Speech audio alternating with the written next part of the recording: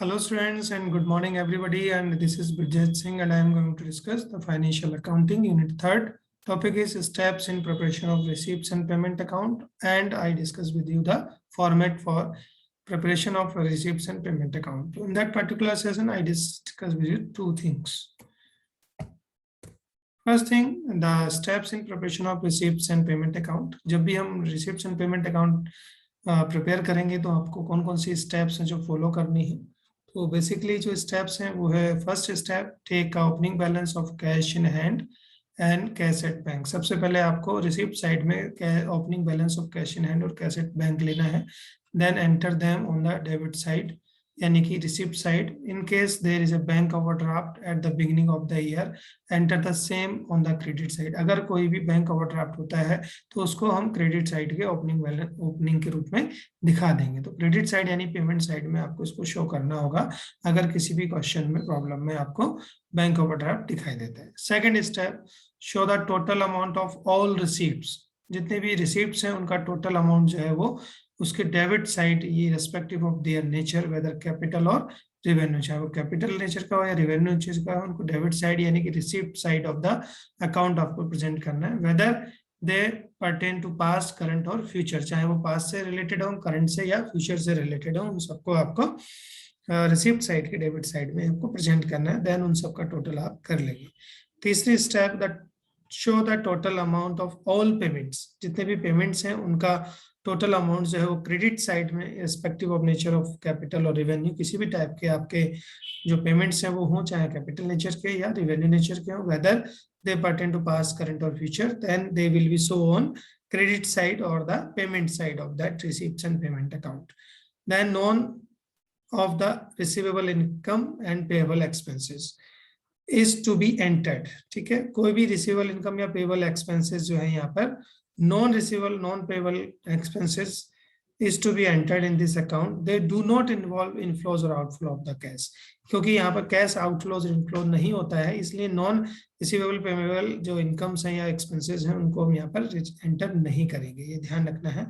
Fifth, find out the difference between total of debit side and credit side, यानी कि receipt side और payment side का जो difference है वो आपको फाइंड आउट करना होगा। Enter the same on the credit side as closing balance as cash और bank, closing balance of cash, closing balance of bank, जो भी है चाहे डेबिट साइड में आए या क्रेडिट साइड में आए। In case however the total of credit side is more than the total of debit side, that show the difference on debit as bank overdraft. अगर क्रेडिट साइड आपकी ज्यादा है और डेबिट साइड कम है तो ये आपका जो है बैंक ओवरड्राफ्ट प्रेजेंट करेगा। अगर आपका डेबिट साइड ज्यादा है यानी सरप्लस है, क्रेडिट साइड से ज्यादा है, तो ये आपका क्लोजिंग बैलेंस को प्रेजेंट करेगा। ठीक है, इस तरीके से जो है आप रिसीप्ट्स एंड पेमेंट अकाउंट को प्रिपेयर कर सकते हैं।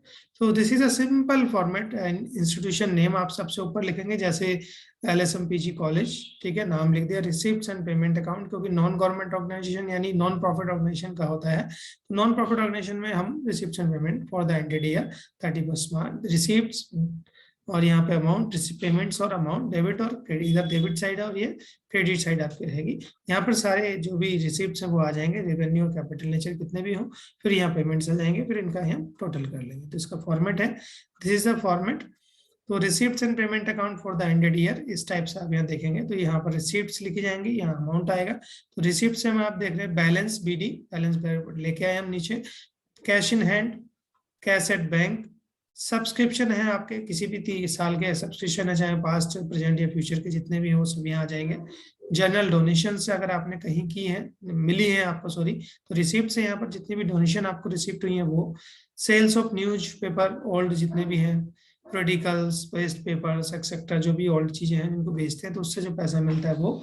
Cell of old sports material, interest on fixed deposit, interest and dividend और जनरल एक्सपेंसेस और इन्वेस्टमेंट, जो भी आपको रिसिप्ट हो रहा है इन्वेस्टमेंट से या डिविडेंड के रूप में, इंटरेस्ट के रूप में, जो भी आपको मिल रहा है वो सब आपकी इनकम है, रिसिप्ट से। लोकर रेंट है आपका, जो आपने पास आप कोई लोकर बना रखा है, आपको मिल रहा है तो आप देंगे।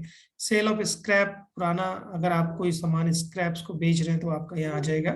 Proceed from charity now show, charity show से जो भी पैसा मिला। Miscellaneous receipt, grant in aid, कोई एड अगर गवर्नमेंट या किसी अन्य संस्था से मिलती है। Legacies, specific donation, sale of investment आप करते हैं पुराना कोई इन्वेस्टमेंट है उसको करते हैं। सेल ऑफ फिक्स एसेट्स अगर आप करते हैं तो आपको मिल जाएगा।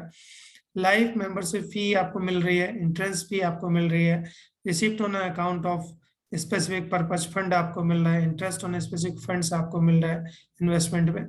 देन बैलेंस पीरी बैंक ओवरड्राफ्ट, अगर आपका debit credit side is more than the debit side then it comes as a bank overdraft, ठीक है।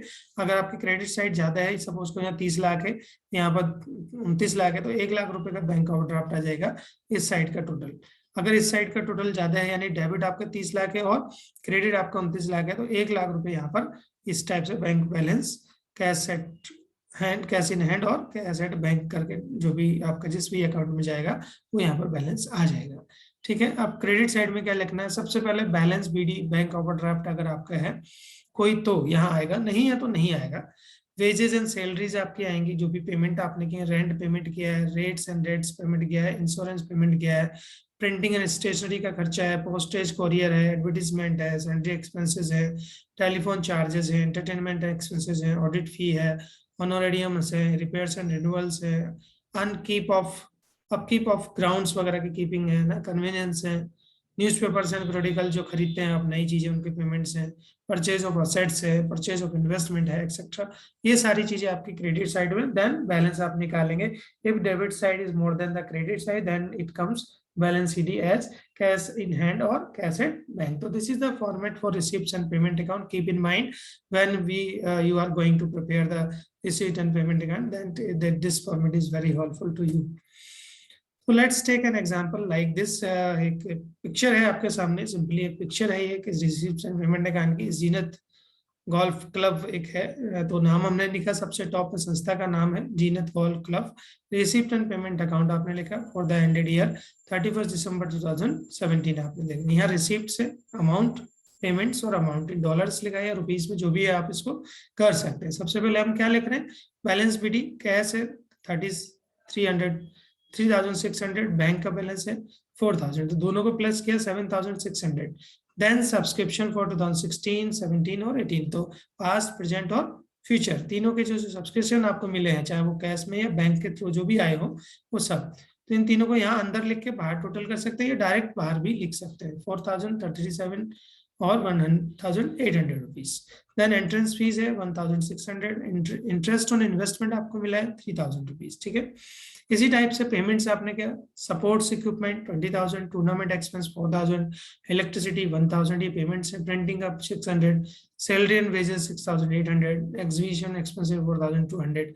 देन बैलेंस, तो बैलेंस हमने निकालना है, कैसे निकालेंगे, तो आप देख रहे हैं यहाँ पर इसका जो टोटल है वो है 55,000 और इसका जो टोटल है यहाँ पर इनको प्लस करेंगे 20 + 4 24, 25 प्लस 6 31, 31 प्लस 6 + 8 14 हो गया, तो 32,400 यहाँ पर हो जाएगा, प्लस 400,000 किया तो 36,400 और 2 कर दो 36,600, तो 36,600 minus 55,000 then it comes 18,400 rupees. तो कैश का कितना है और इसका कितना, ये आपको क्वेश्चन में भी दिया गया होता है। अगर कैश का नहीं दिया है तो डायरेक्टली जिसका भी दिया गया है वो निकालेंगे, अदरवाइज हम इनको इस रेशियो में यहाँ पर प्रेजेंट कर देते हैं, ठीक है।